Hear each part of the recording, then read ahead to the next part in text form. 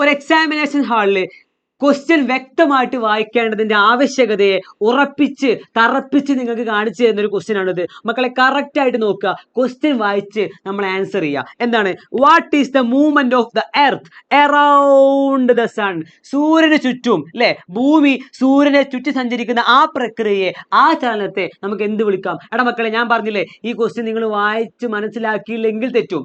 നമുക്ക് ഭൂമിയുടെ കറക്കത്തെ കുറിച്ച് അറിയാം, അല്ലെ? അപ്പൊ നമ്മൾ മേ ബി വിചാരിക്കും ഇത് റൊട്ടേഷൻ ആവാം എന്ന്. കൺസെപ്റ്റ് ക്ലാരിറ്റി ഇല്ലാത്ത ആളുകൾ പെട്ടെന്ന്, അല്ലെങ്കിൽ കൺസെപ്റ്റ് ക്ലാരിറ്റി കുറച്ച് എവിടേക്കുള്ള ആളുകൾ എന്ത് ചെയ്യും? പെട്ടെന്ന് യെസ്, കറക്റ്റ് ആൻസർ റൊട്ടേഷൻ ആയിരിക്കും, കറക്റ്റ് ആൻസർ ഭ്രമണമായിരിക്കും എന്ന് കേട്ടത് കൊണ്ട് അത് എഴുതാം. പക്ഷേ ഭ്രമണം എന്ന് പറഞ്ഞാൽ ഭൂമി സ്വയം ആക്സിസിൽ, ഇറ്റ്സ് ഓൺ ആക്സിസിൽ നിന്നുകൊണ്ട് എന്ത് ചെയ്യുന്നു? ഇങ്ങനെ കറങ്ങുന്നു. ആ കറങ്ങലിനെ നമ്മൾ എന്ത് വിളിക്കുന്നു? ഭ്രമണം എന്ന് വിളിക്കുന്നു, അല്ലെങ്കിൽ റൊട്ടേഷൻ എന്ന് വിളിക്കുന്നു. ഇവിടെ അതിനെ കുറിച്ചാണ് ചോദിച്ചത്? അല്ല. ഇവിടെ എന്തിനെ കുറിച്ചാണ് ചോദിച്ചത്? സൂര്യന് ചുറ്റും ഭൂമി കറങ്ങുന്നുണ്ട്, ആ കറക്കത്തെ നമ്മൾ എന്ത് വിളിച്ചു? പരിക്രമണം അല്ലെങ്കിൽ റെവല്യൂഷൻ. ബാക്കി ഓസിലേഷനും സ്പിന്നിങ്ങും നമ്മൾ എന്ത് ചെയ്യുന്നില്ല, ഭൂമിയുടെ മോഷനുമായി ബന്ധപ്പെട്ട് പറയുന്നില്ല. ദോലനവും അതേപോലെ സ്പിന്നിങ്ങും ഒന്നും. സോ ഗൈസ്, ആൻസർ എന്താ വരിക? പരിക്രമണമാണ് വരിക. ഓക്കെ അല്ലേ? സോ ഭ്രമണം എന്താണ്, പരിക്രമണം എന്താണ്, നിങ്ങൾ എന്ത് ചെയ്തു? വ്യക്തമായിട്ട് പഠിച്ചു വെച്ചു. റൊട്ടേഷനെ കുറിച്ചും റെവല്യൂഷനെ കുറിച്ചും നമ്മൾ എന്ത് ചെയ്തു? സെറ്റ് ആക്കി വെച്ചു. ഇനി എവിടെ എന്ത് ചോദിച്ചാലും മക്കൾ എന്ത് ചെയ്യണം? കറക്റ്റ് ആയിട്ട് ഈ ഭാഗം ആൻസർ ചെയ്തോളാം. So all the very best.